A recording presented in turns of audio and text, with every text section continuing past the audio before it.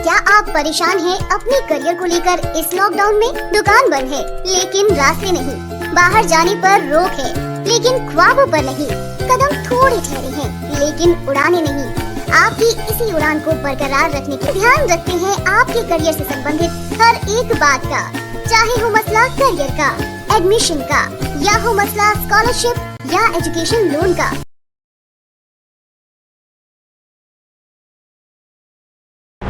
Mid के अध्ययन में कहा गया है कि भारत में जनवरी 2020 से जून 2021 के बीच कोविड-19 से लगभग 50 लाख लोगों की मृत्यु हुई है, जिससे ये विभाजन और स्वतंत्रता के बाद से देश की सबसे बड़ी मानव त्रासदी बन गई है।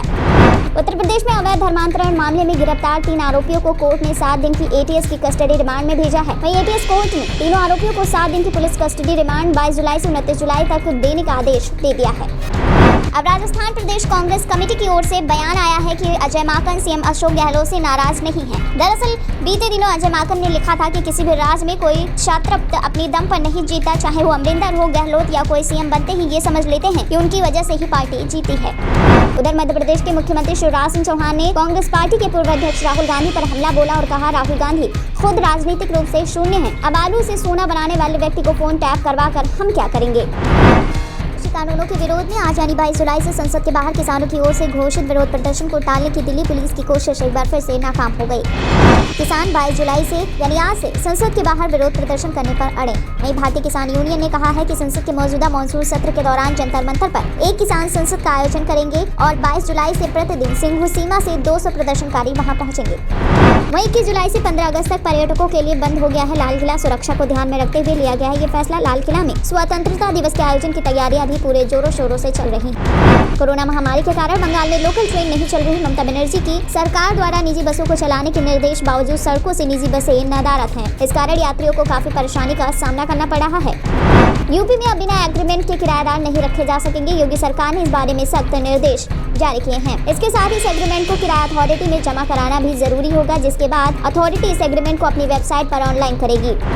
बिहार आरजेडी के प्रदेश अध्यक्ष जगदानंद स्वास्थ्य कार्डों से पछ छोड़ना चाहते हैं। ऐसे में पार्टी को उनके विकल्प की तलाश है। वहीं लालू यादव ने खुद जगदानंद को ही उनका विकल्प तलाशने की जिम्मेदारी सौंपी है। योगी सरकार में डीएम एसएसपी को मिली एक और जिम्मेदारी, महीने में एक दिन करना होगा व्यापारियों की परेशानियों का निपटारा। वहीं सीएम योगी ने अधिकारियों को ये निर्देश जारी किए हैं। उत्तर प्रदेश की योगी सरकार ने राज्य के 217 छोटे बड़े शहरों में लोगों को मुफ्त वाईफाई की सुविधा देने का फैसला किया है। यूपी के बड़े शहरों में 2 जगह वाईफाई के नेटवर्क लगेंगे, वहीं छोटे शहरों में 1 जगह पर फ्री वाईफाई की व्यवस्था होगी। बिहार पुलिस महकमे में बड़े फेरबदल की तैयारी चल रही है। इसको लेकर पुलिस हेडक्वार्टर की तरफ से आदेश जारी किया गया है। कहा गया है कि जो भी पुलिसकर्मी 3 सालों या उससे भी ज्यादा समय से एक ही जगह पर काम कर रहे हैं, अब उनका ट्रांसफर किया जाएगा। उधर मुंबई में 1 अगस्त से शारीरिक रूप से हैंडीकैप लोगों को घर जाकर लगाई जाएगी वैक्सीन। बता दें, सरकार ने पुणे से इस अभियान की शुरुआत की थी।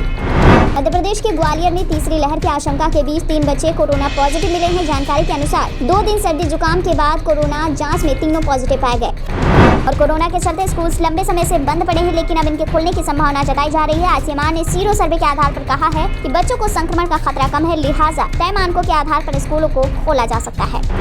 उत्तर प्रदेश द्वारा लाई जा रही जनसंख्या नीति की चर्चा मध्य प्रदेश में होने लगी है। कैबिनेट मंत्री विश्वास सारंग इस नीति का समर्थन कर चुके हैं। वहीं अब सिंगरौली से बीजेपी विधायक रामलल्लू वैश्य ने अपनी प्रतिक्रिया दी।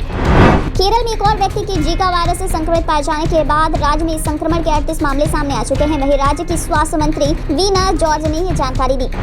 कोरोना की दूसरी लहर के दौरान भीषण ऑक्सीजन संकट देखने को मिला था, लेकिन अब केंद्र सरकार को राज्यों की ओर से आंकड़े मुहैया कराए गए हैं, वो बिल्कुल ही उलट है। दरअसल राज्यों ने अपने यहाँ ऑक्सीजन की कमी से किसी की भी मौत न होने का दावा किया है। राजस्थान सीएम अशोक गहलोत ने पुलिस अफसरों को निर्देश जारी किए हैं और सोशल मीडिया पर निगरानी बढ़ाने का सख्त निर्देश दिया है। साथ ही अफवाह फैलाने वालों को सख्त सजा भी देने की सलाह दी है।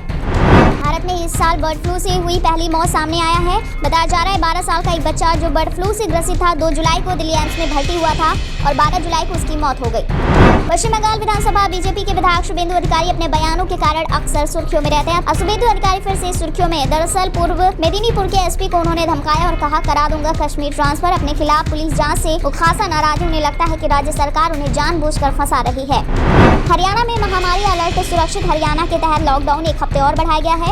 अब राज्य में लॉकडाउन की अवधि 26 जुलाई 2021 सुबह 5 बजे तक बढ़ाई गई है। इसके साथ ही फ्लैट कराने की भी अनुमति दे दी गई है। गृह मंत्री अनिल विज ने एक बार फिर से दोहराया कि यदि लोग महामारी से बचाव के नियमों का अनुपालन नहीं करेंगे तो पुलिस को मजबूर होकर सख्ती बरतनी पड़ेगी। पंजाब के मुख्यमंत्री कैप्टन अमरिंदर सिंह अनलॉक के नियमों में छूट का ऐलान करते हुए राज्य में 26 जुलाई से 10वीं से 12वीं तक की कक्षाओं के लिए स्कूल खोलने की मंजूरी दे दी है। देश में कोरोना की तीसरी लहर के खतरे के बीच स्वास्थ्य मंत्री मनसुख मंडाविया ने सरकार को अपना प्लान बताया और कहा कि 23,000 करोड़ रुपए की मदद से पेडियाट्रिक वार्ड और आईसीयू बनाने के साथ साथ दवाइयों के स्टॉक को भी तैयार किया जा रहा है। महाराष्ट्र में एनडीए के दलों के बीच खटपट की खबरें लगातार सामने आ रही थी। इस बीच कांग्रेस ने साफ कर दिया है कि वो स्थानीय निकाय के चुनाव अकेले ही लड़ेगी। दूसरी ओर बिहार के मंत्री सैयद शाहनवाज हुसैन ने निवेशकों को किया है आमंत्रित और कहा राज्य में कपड़ा केंद्र स्थापित करने की बहुत संभावना है। जयराम ठाकुर की अध्यक्षता में हिमाचल प्रदेश मंत्रिमंडल की 22 जुलाई यानी आज प्रस्तावित बैठक में कई बड़े फैसले होने की संभावना है। साथ ही 2 अगस्त से प्रस्तावित विधानसभा के मानसून सत्र में पेश किए जाने वाले विधेयकों के ड्राफ्ट पर भी चर्चा होगी। वहीं हिमाचल प्रदेश में भीड़ इतनी है कि जगह जगह कोरोना नियमों की धज्जियां उड़ रही हैं। वहीं सीएम जयराम ठाकुर ने कहा है कि कोरोना के बाद वैसे भी टूरिज्म इंडस्ट्री की हालत खराब है, ऐसे में पर्यटन पर लगाम लगाना ठीक नहीं है। जेल से रिहा होने के बाद राजनीति में फिर से सक्रिय हो चुके हैं प्रकाश चौटाला। पलवल में धरने पर बैठे वो किसानों के बीच पहुंच गए और कहा कि हमारी पार्टी किसानों के साथ है। हरियाणा के किसान भी इसे लेकर काफी संघर्ष कर रहे हैं। ये आंदोलन केवल किसानों और मजदूरों का नहीं बल्कि पूरे देश का है। दिल्ली सरकार के मुताबिक वैक्सीन की आपूर्ति न होने पर एक बार फिर कई जगह वैक्सीनेशन सेंटर्स बंद करने की स्थिति पैदा हो गई है। अमरिंदर सिंह के करीबी कैबिनेट मंत्री ब्रह्म मोहिंद्रा ने कहा है कि सिद्धू को नियुक्त करने का फैसला आला कमान ने लिया, ये स्वागत योग्य है। नवजोत सिंह सिद्धू के आवास पर पहुंचे 62 एमएलए। वहीं पंजाब कांग्रेस अध्यक्ष बोले बदलाव की बयान। उत्तर प्रदेश में अगले साल होने वाले विधानसभा चुनाव के मद्देनजर राजनीतिक पार्टियों ने अपनी कमर कसनी शुरू कर दी। इसी कड़ी में समाजवादी पार्टी ने यूपी में रथ यात्रा की शुरुआत कर दी है। करीब 150 जगहों पर रथ यात्रा का सम्मान प्रोग्राम आयोजित किया जाएगा। Haryana board of school education के शैक्षणिक सत्र 2021-22 के लिए माध्यमिक और वरिष्ठ माध्यमिक कक्षाओं के पाठ्यक्रम को लेकर बड़ा फैसला लिया गया है। हरियाणा बोर्ड ने सेकेंडरी और सीनियर सेकेंडरी कक्षाओं के कोर्स को 30% कम करने का निर्णय लिया है। नए नियमों के मुताबिक फ्लाइट से उत्तराखंड आने वाले यात्रियों जिन्होंने कोरोना की दोनों डोज लगाई है उन्हें राज्य में आने की अनुमति दी जाएगी। राज्य में कोरोना के नए मामलों और एक्टिव केसों की संख्या भी कम हो रही है।